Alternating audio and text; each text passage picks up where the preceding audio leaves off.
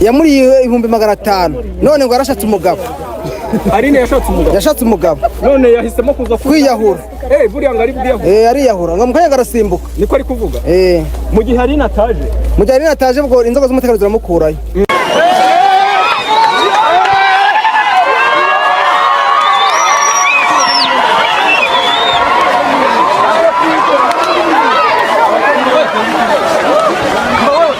Ni breaking news n'amakuru yakomeje kugenda ababaza benshi. Ababyeyi barakomeza kugenda bagaragaza ko bafite agahinda. Abana b'iyi minsi ndavuga ko abadayimoni babaritsemo kubera ko ibije kuba byakomeje kugenda bitera agahinda. Umwana w'umuhungu arifashe arimanitse agiye ku ipoto agiye kwishiriza. Agiye kwiyahura kubera ko umwana w'umukobwa yamwanze. Birakomeza kugenda bitera benshi agahinda. Nta kindi kiri kuvugwa ku mbuga nkoranyambaga uretse urupfu rw'uyu mwana Eric rero ageze utya yuriye ipoto mu by'ukuri agira uti umukobwa aranyanze. Aravuga uti ntabwo byashoboka, uyu mukobwa namuhaye amafaranga yanjye menshi, amafaranga agera ku 500 ansezanya ko tuzabana, ariko ashatse undi mugabo ntabwo byakunda. Eric rero yurira ipoto. Ndagira ngo aya mashanyarazi murayazi abafite umuriro uremereye cyane, ni ukuvuga ngo aya mapoto ndagira ngo nyine murayazi ashobora kurekura wati 600. Aya ngaya ni ukugukubita ubundi ukahita upfa nta no gusamba. Ndagira ngo mujye mubibona n'ibisiga bigiye hejuru y'aya mapoto, umuriro uhita ubikubita bikuma bigashirira kandi ari amashashi.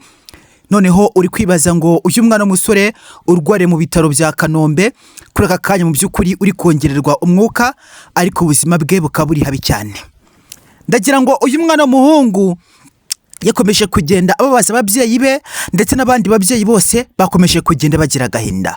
Uyu mwana w'umukobwa nyuma yo guhabwa 500 akabihabwa asezeranya Eric ko bagiye kubana nk'umugore n'umugabo, ariko yifitiye undi muhungu mukunda. Ndagira ngo iki kintu kireze ugasanga nyine inkundo z'iyi minsi abantu hagati ntabwo bagikundana, no kuryaryana gusa barakomeza kugenda bashukana. Of course uyu muhungu rero mu by'ukuri nibyo byaje kuba bimubaho nyuma yo guhereza umukobwa amafaranga agera ku 500 amusezeranya ko bagiye kubana, ariko birangira ngo uyu mwana w'umukobwa mu by'ukuri afite undi musore bagiye kuba bibanira. Ubwo rero mu by'ukuri benshi barakomeza kugenda bavuga uti ibi ngibi ni uburyarya, ribu iza kuba imukurikirana bitewe nuko biraza kuba bifatwa nko kuba wakwihesha ikintu cy'undi nta bubasha ubifiteho.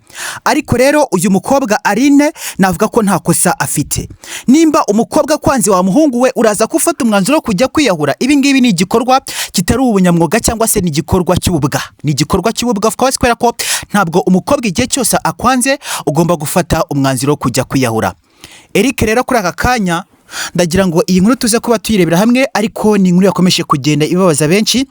Abayobozi nabo barakomeza kugira bavuga uti uyu mwana w'umuhungu namara gukira turaza kuba dufata inkoni tumukubite cyangwa tumurasa apfe, kubera ko n'ubundi mu by'ukuri yarashaka kwiyahura. Ndagira ngo uyu mwana w'umuhungu Eric benshi barakomeza kugenda bavuga ko ibintu yakoze ari by'ububwa, ibintu yakoze mu by'ukuri atari byiza, ndetse kandi benshi barakomeza kugenda bavuga ko ibintu bikomeza kugera biba muri iyi si biteye agahinda. Isi navuga ko igeze kumperuka, kubonaho umuntu akwanga ukajya gufata umwanzuro wo kwimanika ku masinga, ubibona ko mu by'ukuri nawe aya masinga ashobora kuza kukwafegita akahita kwica. Umwana w'umuhungu yimanitse hejuru. Ndagira ngo murimo kumureba kuri screen zanyu ukuntu umwana w'umuhungu yaje kuba yirukanka ubundi yurira ku masinga hejuru. Ndakeka ko ntabwo yarokoka, kubera ko nubwo bavuga ko yarokotse ariko ari mu bitaro aragererewe. Umwana w'umuhungu Eric aragererewe n'amasengesho menshi cyane, uretse ko ababyeyi be barakomeza kugira bavuga uti ntacyo twabyaye n'imbwa twabyaye, kuko ntabwo umukobwa azakwanga ngo uze gufata umwanzuro wo kwiyahura. Ibi rero bikagaragaza ko abana bo muri iyi minsi no gukoresha ibiyobyabwenge ntabwo mu by'ukuri ari byo. Uyu mwana w'umuhungu akimara kuba ahubuka ku mashanyarazi, biri kumvikana ko yahise ajyanwa gupimwa. Bakimara kumupima basanga mu by'ukuri ni overdose, afata ibiyobyabwenge ku kigero, ninkubwira ngo afata ibiyobyabwenge ku kigero cyo hejuru uze kubyumva, uze kumva ngo uyu mwana w'umuhungu afata ibiyobyabwenge ku kigero kiri hejuru. Kubera ko nyine uyu mwana akimara gufata ibiyobyabwenge bimwuririza kujya kuba mu by'ukuri yajya ku mashanyarazi kwiyahura. Ahangaha araza kwita ajyanwa muri rehab nakira, n'urwo ariho aragererewe. Eric aragererewe. Ndagira ngo ni umusore ufite imyaka 24 ariko kuri aka kanya urwariye ku bitaro bya Nyarugenge ndetse bakamupima bakamusangana ibiyobyabwenge biri ku kigero cyo hejuru. Ariko rero aba bakobwa nabo baze kwiga kubera ko ntabwo uzashuka umwana w'umuhungu ufate n'utwe yari afite mubwira ko mu by'ukuri mugiye gufatanya mushinga iduka ngo nyuma yaho muzakura ubukwe mukibanira. Ariko rero simpamya ko 500 ari byo Eric yari yatanze nko kugira ngo bizave mu bukwe baze kuba babana n'uyu mukobwa. Ndagira ngo namakuru akomeje kugenda agarukaho, benshi barakomeza kugira avuga uti uyu mwana w'umuhungu nibamara kwa mu by'ukuri bamuvura agakira bahita bamujyana muri rehab nyine akorerwe ikizwi nka sober living. Umwana w'umuhungu akeneye sober living kuko ntabwo mpamye ukuntu uza gufata mu by'ukuri ukurira ugatondagira amashanyarazi. Ndagira ngo muri kubona izi watu ukuntu zirashya badi ni wate mu by'ukuri hahandi nta kintu na kimwe cyaza kwa kihajya ndetse n'ibisiga bihajya bifite ubwo. Ndagira ngo murabizi ko n'igisiga gikoje agatuza kita gishwanyagurika kikuma nta namarasava. Uyu mwana w'umuntu we mu by'ukuri yari yizeye kugira ngo aze kuba ajya hejuru mu by'ukuri hejuru y'amasinga ameze gutya. Ndavuga ko yari yashambagijwe kuko ntabwo nahamya ko umuntu ufite ubwenge bukora impulse 100% yaza kujya ku masinga angana gutya ngo kubera ko umukobwa yamwanzi. Benshi ubwo rero barakomeza kugenda bibaza impamvu y'umwana w'umuhungu Eric yaje kubona Aline ngo amwanze akishakira undi mugabo rata akahita ajya ku mashanyarazi hejuru cyane. Ndagira ngo ibi bipironi murabizi ko bifite amashanyarazi akubita cyane. Ibyo byo ntabwo ndibuza kwambigaruko. Ndagira ngo ibi bipironi murabizi bifite amashanyarazi aragukubita hahandi ni nkoko mu by'ukuri hita yumagara. Ubwo rero sinzi icyo umwana w'umuhungu ari yizeye n'igisigo bwacyo kigiye kuri amashanyarazi kita gikubitwa direct. Ni direct kuko ntabwo mu by'ukuri waza kubona samba. Ariko rero ibyaje kuba biba kuri umwana w'umuhungu ndagira ngo muraza kunyemerera turebe ese bari babanye gute, bakomeje kujya mu by'ukuri imigwi n'imigambi yabo yari imeze gute. Uyu mwana w'umukobwa gusa nawe araza kuba kurikiranwa bitewe n'uko ibikorwa yakomeje kugenda aragaragaza ko mu by'ukuri ibi ngibi ni ubunyamwuga bwo kuba mu by'ukuri watuma undi mwana yiyahura. Kubera ko Eric ntabwo yagiye kwiyahura gutyo gusa, ntabwo yagiye kujya gufata ibiyobyabwenge gutyo gusa. Uyu mwana w'umukobwa nawe igikorwa yakoze ni igikorwa cy'uburwari ndetse ubu RIB tuvugana yamaze kuba imuta muri yombi. Kubera ko RIB iravuga uti twe twaciye ibintu nk'ibi ngibi byo kuba ufata amafaranga y'umuhungu warangiza mu by'ukuri ukayamwambura umwizeza ko muzabana impulse 100%. Ibi ngibi RIB bifata nk'icyaha. Donc of course uyu mwana w'umukobwa yamaze kuba akora icyaha imbere y'amategeko cyangwa se imbere y'ubutabera. Nawe nubundi nubwo Eric ari mu nzira mu marembera yipfira, nawe nubundi ntabwo agikoze bwa bukwe, nanone mu by'ukuri ntabwo akigiye kubana na wa mugabo yakomeje kujya mu by'ukuri aca inyuma Eric. Kubera ko nubundi RIB nayo iravuga uti ni icyaha yamaze kuba yakora gufata amafaranga ya mugenzi wawe ukayamwaka by'umwihariko ku bitsina bibiri bitandukanye ukamwezeza ko muzabana ariko wifitiye undi mugambi wo kubana n'undi musore. Uyu mwana w'umuhungu Eric rero ndagira ngo arakomeza kugira mu by'ukuri aragererewe guys, aragererewe. Ariko uyu mwana w'umuhungu akeneye ikizwi nka sober living mu by'ukuri kugira ngo baze ko bamuvomamo ibiyobyabwenge. N'umwana w'umuhungu n'umusore ufite imyaka 24 arakomeza kugenda ababaza ababyeyi bamwibarutse barakomeza kugenda bagaragaza agahinda bavuga uti ntacyo twabyaye n'imbwa. Kubera ko ntago mpamya ko umwana w'umukobwa igihe cyose azakwanga uzaza gufata umwanzuro wo kujya hejuru ku mapoto ukajya kwiyahura. Ariko rata uyu mwana w'umukobwa Aline ndetse n'uyu witwa Eric ngo bafitanye mu by'ukuri igihango ndetse n'amasezerano. Bakundanye kuva kera ariko rero ngo basezerana kuzabana. Ndagira ngo mwakomeje kugenda mubona ko n'amafoto yakomeje kugenda acicikana ku mbuga nkoranyambaga yakomeje kugenda agaragaza uwitwa Aline ndetse n'uyu mwana w'umusore Eric mu by'ukuri bakomeje kugenda basohoka ku Gisenyi. Uyu mwana w'umusore aragiye afasha udufaranga yari afite agiye mu kwabuka ikariko nza kuba nabyita twa dufaranga twose aradufashe afasha umukobwa amusohokanye ku Gisenyi.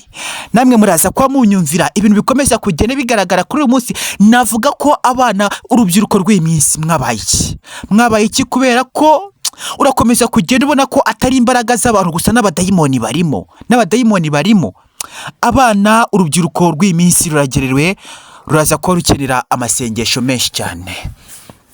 N'umwana urusoje amashuri, n'umwana mu by'ukuri navuga ko nimba atari gukora ikizamini muri uyu mwaka yaragishoje mu mwaka utaha.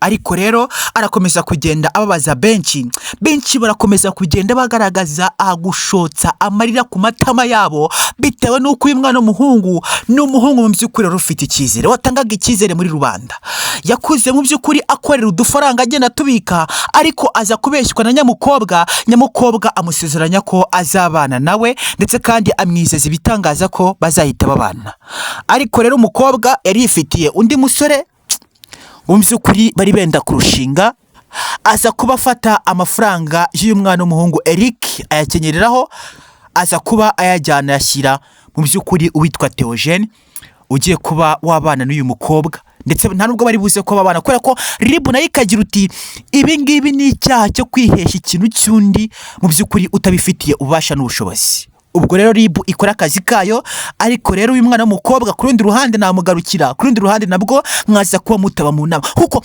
nimba uzi ko utazabana n'umuntu ukajya kwifata ukamusaba amafaranga umubwira ko mu by'ukuri muzabana ni igikorwa cy'ubunyamaswa. Eric nawe ntabwo mu by'ukuri yafashe umwanzuro wo kujya kwiyahura nyine atabona bimurenze kuko udufaranga twose yari afite yaduhaye umwana w'umukobwa Aline rero mu by'ukuri akamubwira uti njye nawe tuzabana mpata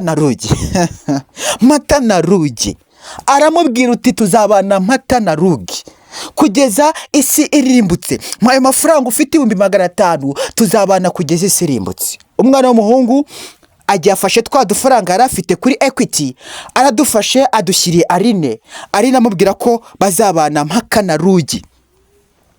Ubwo rero kugeza kuri aka kanya uyu mwana w'umusore ndagira ngo murimo kubireba kuri screen zanyu agiye ku ipoto ririho amasinga 35 ipoto rirahurira mu by'ukuri umurenge wose ndetse n'akarere kose. Umwana w'umuhungu aragiye araritondagiye kuko uyu muhungu yaragererewe navuga ko mu by'ukuri yashambagijwe kuko ubu ni uburozi urabye ukuntu yazamukaga di uyu mwana w'umusore yazamukaga amapoto ukabona ko byanga byakunda hari izindi mbaraga nyine zibyihishe inyuma kuko ntabwo nahamye ukuntu umuntu nk'uyu nguyu yurira nk'ikitagangurirwa agenda kuruka nk'igisiga. Ibi ngibi uretse muri filimi biba ntabwo mu by'ukuri ku isi y'abazima bibaho. Uyu mwana w'umuhungu yari yashambagijwe kuko nureba ukuntu yakomeza kugenda yurira amapoto ukabona ukuntu yakomeza kugenda azamuka nyine ni igikorwa cy'ubunyamaswa ndetse nuko yakomeje kugenda agaragaza izi reaction urakomeza kugenda ubona ko byanga byakunda uyu mwana w'umusore aragererewe ndetse abarozi bamuri bobe. Gusa namara gukira bazi ko kuko uyu mwana w'umusore ni nkubwira ngo abarozi bari bumubi kubera ko ntabwo nahamya ko umuntu muzima ufite ubwenge butekereza 100% aza kuba afata ipoto rirahurira umurenge ndetse n'akarere kose akaza kuba ritondagira vraiment donc nyine abana turi kurera urubyiruko rw'iyi minsi turimo kurera nta kintu turimo kugwira no kugwira nyine ni bitandatu muri make kuko uyu mwana arakomeza kugenda avugisha benshi barakomeza kugenda bagaragaza agahinda. Nawe byagutera agahinda regariwe ari wowe wabyaye umwana w'umusore umeze gutya umwana w'umusore mwiza umwana w'umusore ufite amashuri 6 wari ufite ejo heza hazaza nyuma yo gufata 500 akabiha umukobwa witwa Aline nawe mu by'ukuri akaza ko mubeshya urukundo yifitiye undi musore bakundana. Ibi ngibi navuga ko birakomeza kugenda bitera agahinda benshi nawe nubyumva urabona ko byateye benshi agahinda. Ariko ninkubwira ngo ntabwo ari urukundo gusa ni geste z'abarozi izige nabarozi abangaba ntabwo nta nubwo ari ibiyobyabwenge kuko nimba ari ibiyobyabwenge se byari kumutereza kujya kurira hangaha nimba ari ibiyobyabwenge yakagombye kujyanwa muri rehab agakorerwa ikizwi nka sober living kugira ngo uyu mwana ibiyobyabwenge bimuvomami ariko ntabwo ari ibiyobyabwenge.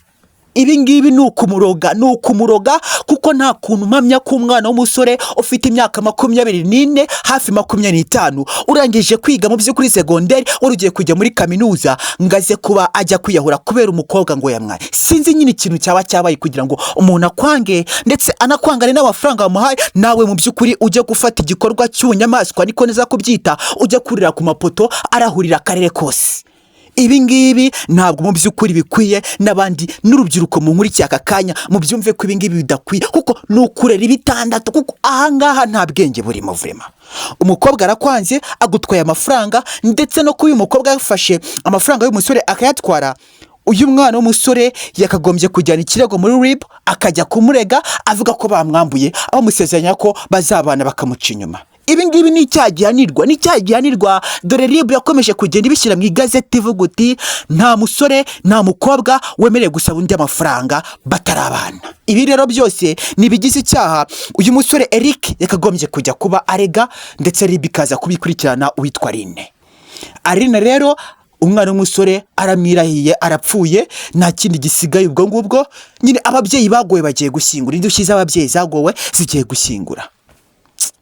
Ubwo rero nanjye naza hano nkabivuga mfite agahinda, nkaza nkabivuga nsakuza kugira ngo nyine mu byumva ukuntu byakomeje urwego biriho. Uyu musore akeneye sober living kugira ngo nimba ari n'ibyo biyobyabwenge baze kuba bimuvomamo, ariko simpamya ko ari ibiyobyabwenge. Ahangaha ni imbaraga z'abadayimoni cyangwa se yanashambagijwe, donc yashambagijwe kuko ntabwo waba uri muzima ukora igikorwa kimeze. Umusore ufite amashuri ubwo se ubundi nyine ni ibintu wumva ko nawe bidasobanutse.